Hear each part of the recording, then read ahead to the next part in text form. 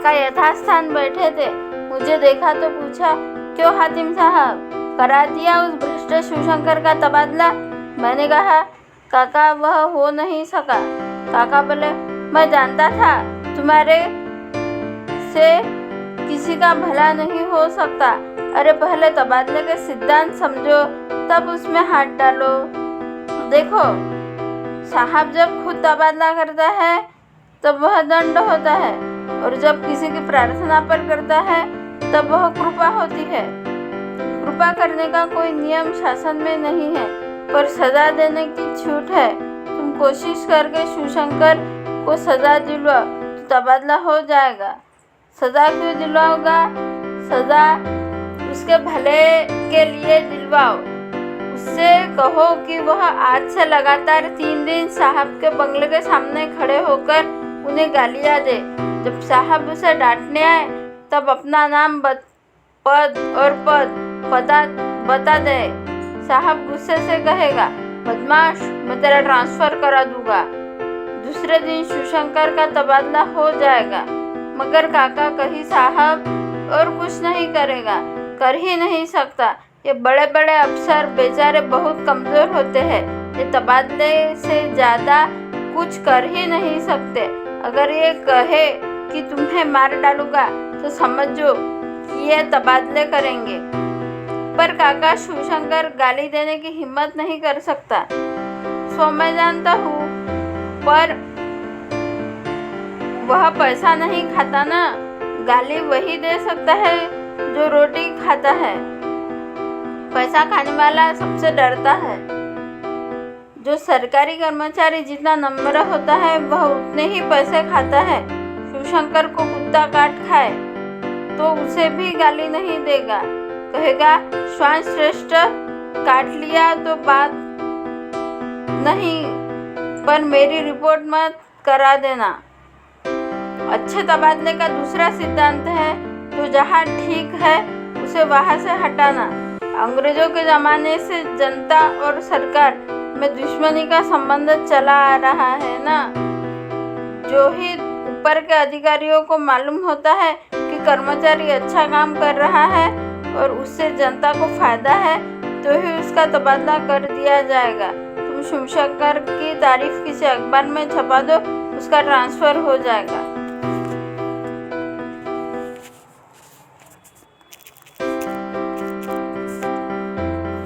दोपहर शिवशंकर की अंत्येष्टि से लौटा, मन खिन्न था। एक पत्रिका पलटी तो उसमें सत्येंद्र की एक कविता मिली।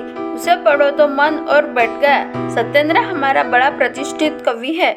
उसकी कविता और कहानियों में बड़ी पीड़ा है। हर कविता और कहानी में वह कहता है कि जिंदगी की कमर टूट गई है, दर्द ने हमें दबा रखा है, जीवन अर्थहीन बोझ है और हम मरना चाहते हैं। मुझे उसके बारे में चिंता होने लगी। कहीं वह कुछ कर न बैठे। सोचा कॉफ़ी हाउस में वह मिल जाएगा, उससे उसकी तकलीफ पूछी और उसे बचाने की कोशिश करूं। चौराहे पर आया तो सामने से त्रिवेदी आते दिखे। मुझे डर लगा कि ये 2-3 घंटे मुझे रोक लेंगे, मगर उनके साफ कपड़े देखकर मेरा भय जाता रहा।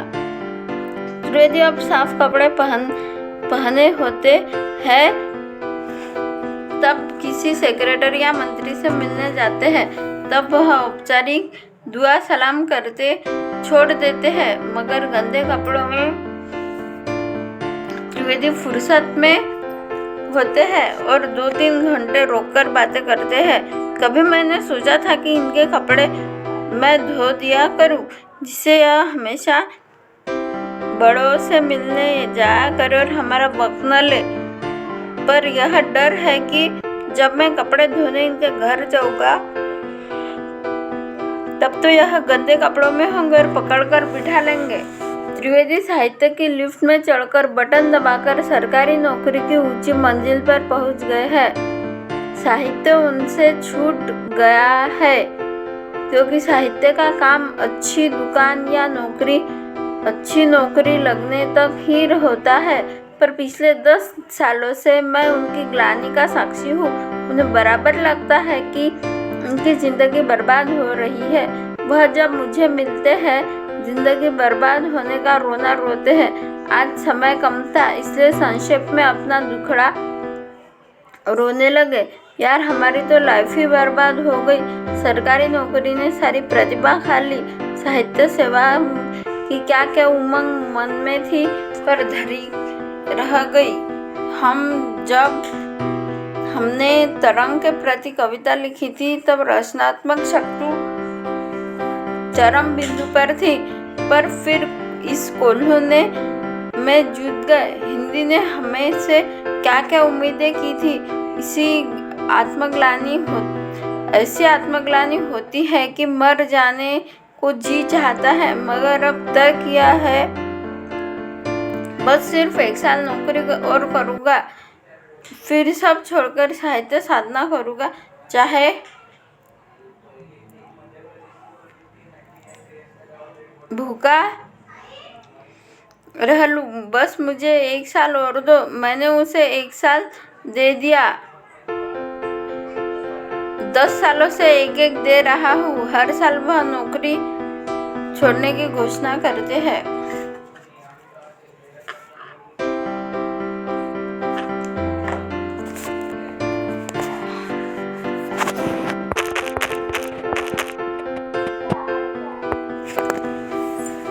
मैंने कहा, त्रिवेदी जी, साहित्य रचना चाहे आप न करते हो, पर लोग आपको भूले नहीं हैं। आपके मातहत कर्मचारी आपकी प्रतिभा पर लेख लिखते ही रहते हैं, और अभी आपके महकमे के क्लास 4 कर्मचारियों ने जो साहित्य समिति बनाई है, उसका उद्घाटन भी आपसे ही कराया है। त्रिवेदी खुश हुए, बोले, अरे भाई, हिंदी माता बड़ी उदार है, अपने नालायक बेटे को भी नहीं भूलती। उन्होंने कॉलर ठीक किया। मैंने पूछा, इस वक्त कहाँ जा रहे हैं? जवाब दिया, सेक्रेटरी से मिलने जा रहा हूँ। 3 महीने से प्रमोशन रुका पड़ा है। मैंने कहा, अभी तो आप कह रहे थे कि नौकरी में जिंदगी बर्बाद हो रही है और अब तरक्की की कोशिश करने जा रहे हैं। वह बोले, अरे यार, जब जिंदगी बर्बाद ही होनी है तो उसे प्रमोशन पर बर्बाद क्यों ना किया जाए। वह प्रमोशन पर जिंदगी बर्बाद करने चल दिए और मैं सत्येंद्र की खोज में कॉफी हाउस पहुंचा।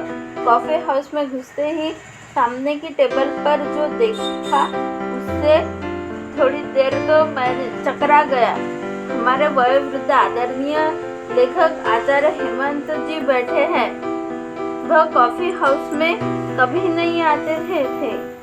वह इसे अभारतीय मानते रहे हैं। ठंडाई की दुकान में जाते थे। वह भारतीय है। उनके कॉफी हाउस में होने से ज्यादा अचरज में डालने वाली उनकी सजा थी। वह अपने पोते की निकर पहने थे, ऊपर गुलाबी रंग तस्वीरों वाली कमीज। हाथ में उनके एक झुंझुना था और वह एक चॉकलेट चूस रहे थे। मेरे होश लौटे तो मैंने कहा, अरे आचार्य जी, आप यहाँ और कैसे? मैंने उनके चरण छूने आगे झुका। चरण स्पर्श करवाना उनका खास शौक था। ठंड में वह पूरा शरीर कंबल से ढक लेते थे, पर पैर बाहर रखे बैठे रहते थे, जिससे भक्तों को सुविधा हो। उन्होंने मुझे रोका। अरे, क्या कर रहे हो? मैं प्रौढ़ नहीं हूँ, बच्चा हूँ, मुझे आशीर्वाद दो, मैं तो उदीयमान हूँ। उन्होंने झुनझुना बजाया और कहा, हमें चॉकलेट खिलाओ। मुझे लगा कि आचार्य जी तो पागल हो गए हैं। मैंने कहा, मगर यह क्या हो रहा है आपको? किसी नए लेखक ने कुछ खिला तो नहीं दिया? वह बोले, नहीं, मैं अपने मर्जी से बालक हो गया हूँ। देखता हूँ कि इस जमाने में नए का बुरा बाल है। मैं तो भी नया बन गया, तुमसे भी छोटा बन गया। मैं झुनझुना बजाता हूँ और चॉकलेट खाता हूँ, यानी नए से भी नया हूँ और मॉडर्न भी हो गया हूँ। वह शर्ट देखो, नंगे औरतों की तस्वीरें छपी है और लिखा है love me love me love me. मैं उन्हें हैरत से देखने लगा। वह बच्चे की तरह बोले, अंकल हमें चॉकलेट खिलाओ ना।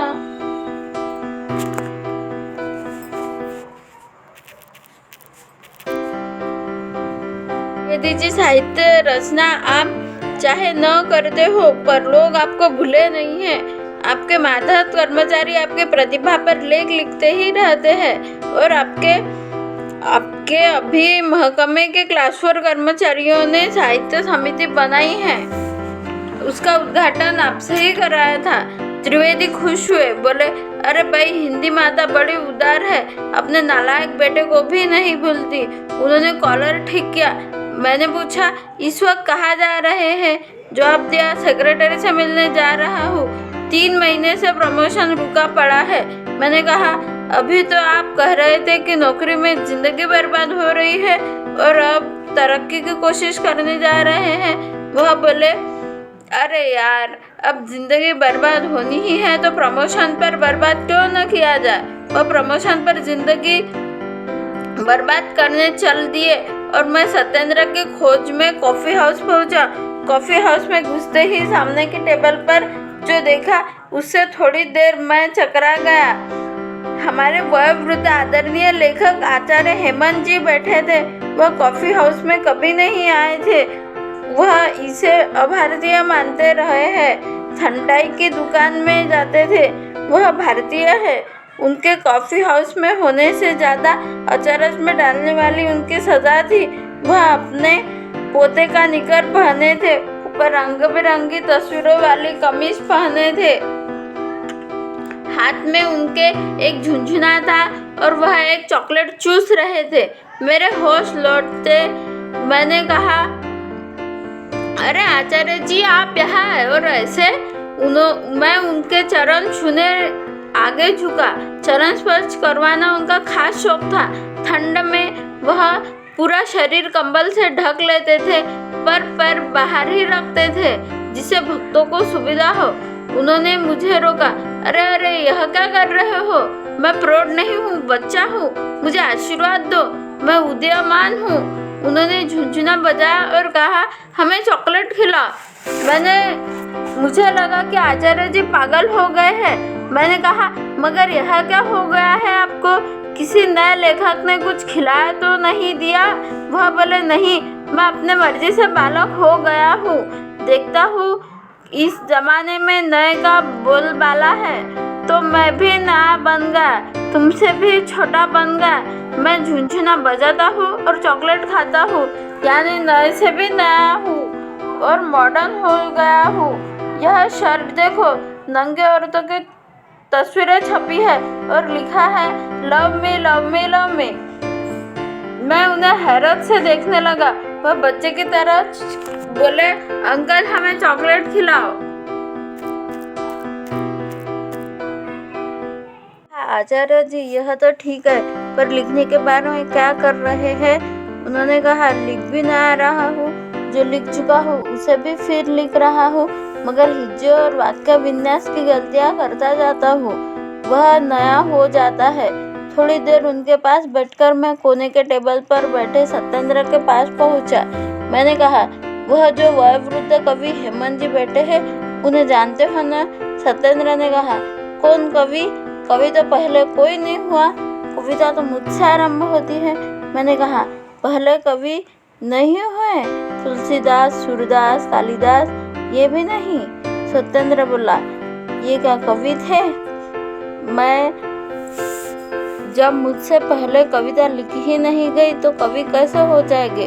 उसने कॉफी का आखिरी घूंट लिया और प्याला सरका दिया। मुझसे कहा, क्या आप मुझे कॉफी पिलाने आए हैं? मैंने कहा, आया तो किसी कारण था, पर कॉफी तुम्हें पिला दूंगा। मैंने कॉफी का ऑर्डर दिया। मैंने कहा, आपकी रचनाएं मैं पढ़ता हूँ, उसमें बड़ी पीड़ा होती है। लगता है आपके मन में दर्द जमकर बैठ गया है। क्या तकलीफ है आपको? उसमें चैतन्य आ गया। सिगारेट फेंककर बोला, वह युग की पीड़ा है।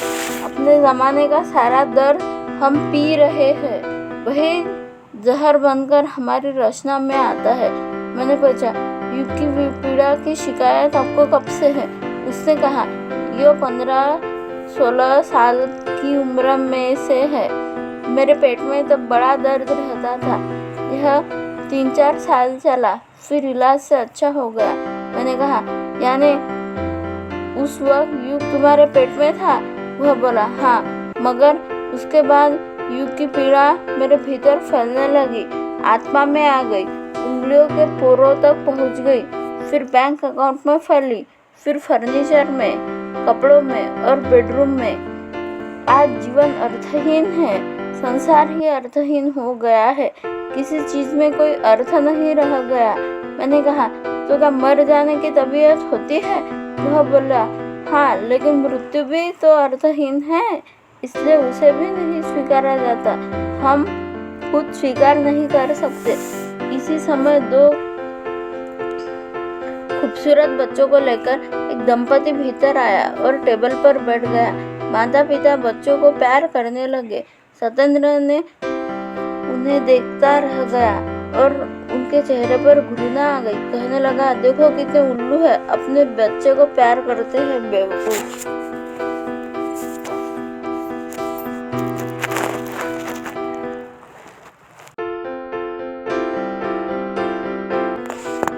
मैंने कहा, आचार्य जी, यह तो ठीक है, पर लिखने के बारे में क्या कह रहे हैं? उन्होंने कहा, लिख भी नहीं रहा हूँ, जो हो चुका है उसे फिर लिख रहा हूँ, मगर हिज्जे और वाक्य विन्यास की गलतियाँ करता जाता हूँ, वह नया हो जाता है। थोड़ी देर उनके पास बैठकर मैं कोने के टेबल पर बैठे सत्येंद्र जी के पास पहुंचा। मैंने कहा, वह जो एक वयोवृद्ध कवि हेमंत जी बैठे हैं, उन्हें जानते हो ना? सत्येंद्र ने कहा, कौन कवि? कवि तो कोई नहीं हुआ, कविता तो मुझसे आरंभ होती है। मैंने कहा, पहले कोई कवि नहीं हुआ? तुलसीदास, सूरदास, कालिदास, ये भी नहीं? सत्येंद्र बोला, ये कवि कहाँ थे? जब मुझसे पहले कविता लिखी ही नहीं गई तो कवि कैसे हो जाएंगे? उसने कॉफी का आखिरी घुट लिया और प्याला सरका दिया। मुझसे कहा, क्या आप मुझे कॉफी पिलाने आए हैं? मैंने कहा, आया तो किसी और कारण से था, पर कॉफी तुम्हें पिला दूंगा। मैंने कॉफी का ऑर्डर दिया। मैंने कहा, आपके रचनाएं में पढ़ता रहता हूँ, उनमें बड़े पीड़ा है, लगता है आपके मन में दर्द जमकर बैठा है। क्या तकलीफ है आपको? उसमें चैतन्य आ गया। सिगरेट फेंककर बोला, वह युग की पीड़ा है। मैंने अपने जमाने में सारा दर्द पी रहा है, वही जहर बनकर हमारी रचना में आता है। मैंने पूछा, युग की पीड़ा की शिकायत आपको कब से है? उसने कहा, यह 15-16 साल की उम्र से है। मेरे पेट में तब बड़ा दर्द रहता था। यह 3-4 साल चला, फिर इलाज से अच्छा हो गया। मैंने कहा, यानी उस वक्त युग तुम्हारे पेट में था? मैंने बोला, हाँ, मगर उसके बाद युग की पीड़ा मेरे भीतर फैलने लगी, आत्मा में आ गई, उंगलियों के पोरों तक पहुंच गई, फिर बैंक अकाउंट में फैली, फिर फर्नीचर में, कपड़ों में और अब बेडरूम में। अब जीवन अर्थहीन हो गया है, संसार भी अर्थहीन हो गया है, किसी चीज में अर्थ नहीं रह गया। मैंने कहा, तो क्या मर जाने की तबीयत होती है? वह बोला, हाँ, लेकिन मृत्यु तो भी अर्थहीन है, इसलिए उसे भी नहीं स्वीकारा जाता। हम कुछ स्वीकार नहीं कर सकते। इसी समय 2 खूबसूरत बच्चों को लेकर एक दंपति भीतर आया और टेबल पर जाकर बैठ गया। माता पिता बच्चों को प्यार करने लगे। सत्येंद्र उन्हें देखता रहा और उसके चेहरे पर घृणा आ गई। कहने लगा, देखो कितने उल्लू है, अपने बच्चों को प्यार करते हैं, बेवकूफ।